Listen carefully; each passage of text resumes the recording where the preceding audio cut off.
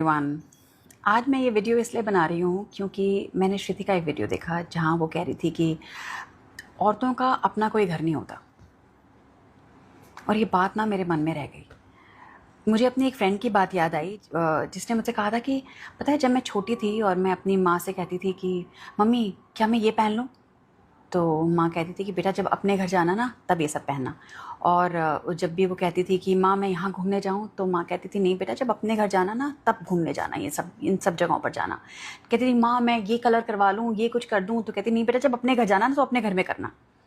पर जब शादी हुई, शादी करके वो घर आई, अब सो कॉल्ड अपने, तो सबने कहना शुरू कर दिया कि ये तो तुम्हारा ससुराल है बेटा, यहाँ थोड़ा एडजस्ट करना पड़ता है, ये तुम्हारा ससुराल है, यहाँ ना लोगों को पूछ पाछ की चीज़ें करनी पड़ती है, अपनी मर्जी का थोड़ी कर सकती हो। पति को गुस्सा आया तो मुंह उठाकर कह देता था कि तुम्हारे बाप का घर नहीं है, ये मेरा घर है। फिर उसने कहा कि मेरे समझ ही नहीं आ रहा कि मेरा घर कहाँ है, मैं कहाँ खुल कर रहूँ।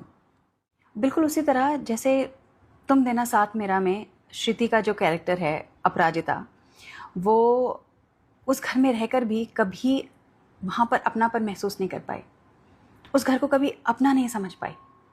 और ये कहानी सिर्फ एक औरत की नहीं है, हर उस औरत की है जो कभी ये नहीं समझ पाती कि उसका खुद का घर कहाँ है। और घर का मतलब ये नहीं कि सिर्फ चार दीवारी। घर वो होता है जहाँ पर आप खुलकर सांस ले पाओ, आपको एडजस्ट करने के लिए ना कहा जाए, आपको ये ना कहा जाए कि तुम ऐसे नहीं बैठ सकती, ऐसे नहीं हंस सकती, ऐसे नहीं कर सकती।